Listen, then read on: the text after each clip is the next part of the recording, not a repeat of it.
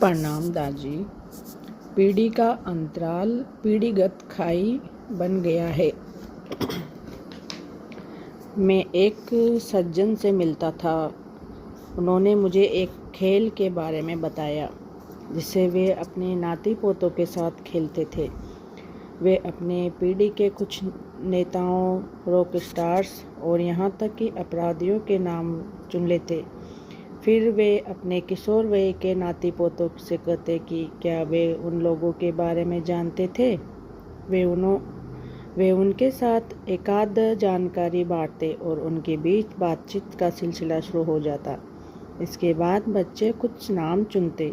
Social media के माध्यम से लोगों को प्रभावित करने वाले रैप गाने वाले और वैज्ञानिक आदि दादाजी का नो फिल्टर, बिना कोई राय कायम किए देखने का नज़रिया और गिलास के आधे भरे होने का बच्चों का नज़रिया एक दिलचस्प बातचीत का रूप ले लेता, जो मिलकर कोई संगीत सुनने या एक साथ कोई फिल्म देखने पर पूरी होती। उन सज्जन ने बताया कि इस खेल से उनके और नाती पोतों के बीच चीज़ों के बारे में समान रुचि और राय बन जाती थी। मुझे तो उनका ये उपाय कमाल का लगा। ज़्यादातर परिवारों में एक पीढ़ीगत खाई होती है जहाँ बड़ों और बच्चों के बीच का अंतर धीरे धीरे और भी बड़ा होता जाता है। पीढ़ीगत खाई पीढ़ीगत अंतराल से अलग है। पीढ़ियों के बीच का अंतराल कोई नई बात नहीं है। यहाँ तक कि हमारे शिकारी का कंदमूल जमा करने वाले पुरखे भी इसे महसूस करते होंगे। वे किसी हिरण का शिकार करना चाहते होंगे और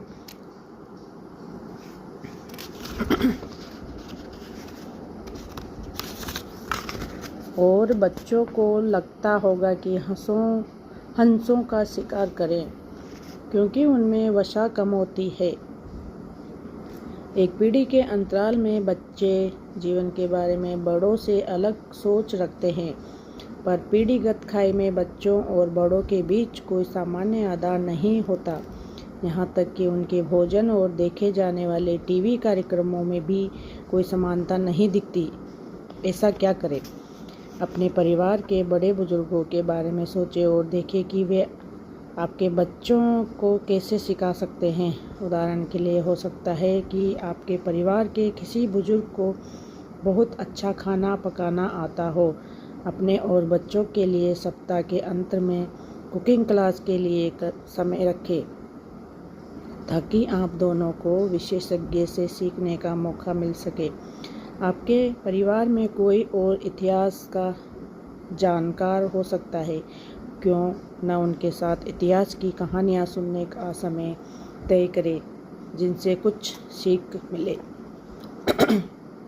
हम बड़े बुजुर्गों के साथ बच्चों की देखभाल के अलावा कोई और समान रुचि नहीं रखते, इसलिए हम में से ज़्यादातर लोग नहीं जानते कि उन्हें अपने साथ और किस काम में शामिल करें। हमारी तेज़ी से भागती ज़िंदगी के बीच ऐसा लगता है कि बुजुर्ग हमारी गति धीमी कर रहे हैं, लेकिन हम ये भूल जाते हैं कि उनका होना ही अपने आप में बहुत महत्वपूर्ण। उदाहरण के लिए एक घर में छत का होना ही बहुत है। छत की मौजूदगी के सिवा कुछ और करने की ज़रूरत नहीं है। बुजुर्गों के लिए भी ठीक यही सच है। उनकी मौजूदगी ही घर में एक माहौल बनाती है। जब परिवार दूर रहने लगते हैं तो ये खाई और चौड़ी होती चली जाती है। हमारे जीवन में मौजूद बुजुर्गों के साथ इस खाई को पाटने के लिए हमें उन्हें तकनीक का उपयोग करना सिखाना होगा। उन्हें संपर्क करने के साधनों का उपयोग करना सिखाएं और ऐसी सरल व्यवस्था करें ताकि वे परिवार के संपर्क में रह सके। पीढ़ियों के इस नाते को मजबूत बनाने के लिए तकनीक हमारी मित्र है। आपके साथ शामिल होने के लिए बड़े बुजुर्गों को किसी न्योते की ज़रूरत नहीं होती, पर वे झिझकते हैं। उनका आत्मविश्वास अब पहले जैसा नहीं रहा। तकनीक हमें समर्थ बनाती है, यह कोई विकल्प नहीं है। जब से गूगल की स्थापना हुई है तब से दुनिया की सारी जानकारी को व्यवस्थित रूपरेखा में रखना ही उनका विशेष ध्येय रहा है। 2005 में एक रिपोर्टर ने गूगल के तत्कालीन CEO एरिक स्मिथ से पूछा, आपके हिसाब से पूरी दुनिया की जानकारी को एकत्रित करके व्यवस्थित करने में कितना समय लगेगा? एरिक ने रिपोर्टर को जवाब दिया, 300 वर्ष। यह कोई संक्षेप में दिया गया हाजिर जवाब नहीं था। एरिक स्मिथ प्रिंसटन से इंजीनियरिंग में BSc और बर्कले से PhD की डिग्री ले चुके थे। वे जानते थे कि वे किस बारे में बात कर रहे हैं। गूगल के इंजीनियरों ने पहले ही इस सवाल के जवाब की गणना कर ली थी।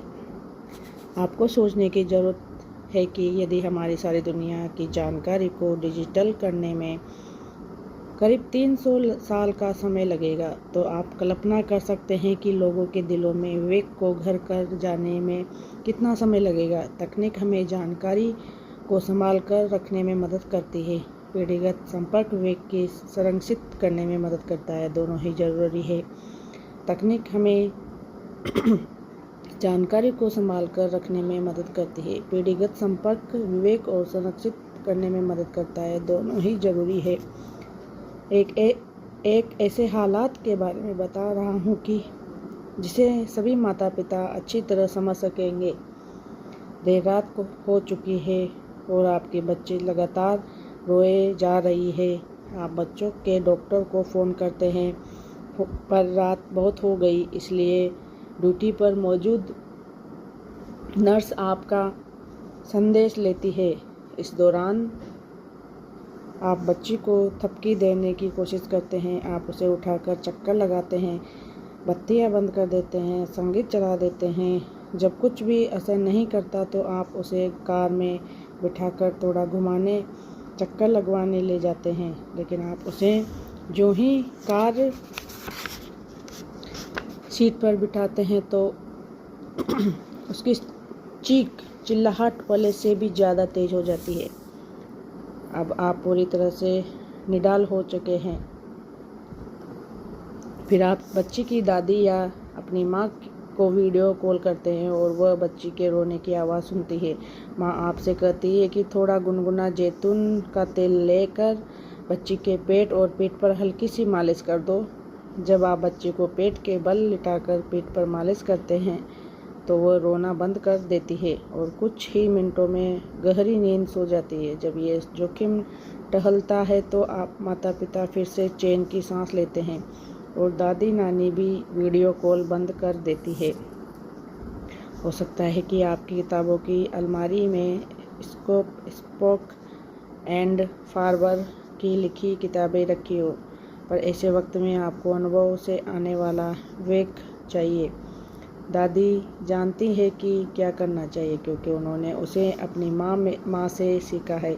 उनकी माँ ने अपनी माँ से सीखा होगा। हो सकता है कि मालिश की गर्माहट से बच्ची को आराम आया। ऐसा भी हो सकता है कि तेल से आराम आया हो।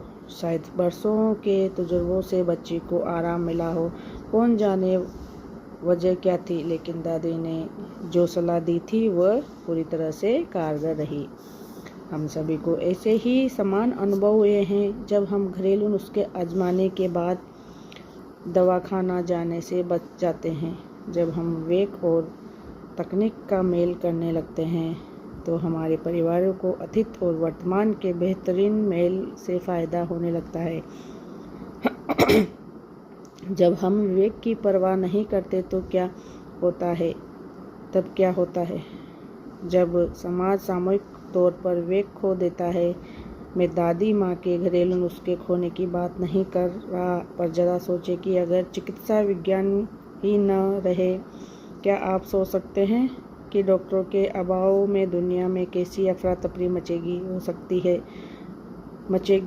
हो सकता है कि आपको ये किसी क़यामत के दिन जैसा सुनाई दे रहा हो, पर इतिहास गवाह है कि ऐसी ब्लैक स्वान घटनाएं, अचानक सामने आने वाली घटना जिसके गंभीर परिणाम हो सकते हैं, होती रही है। इतिहास की ओर सावधानी।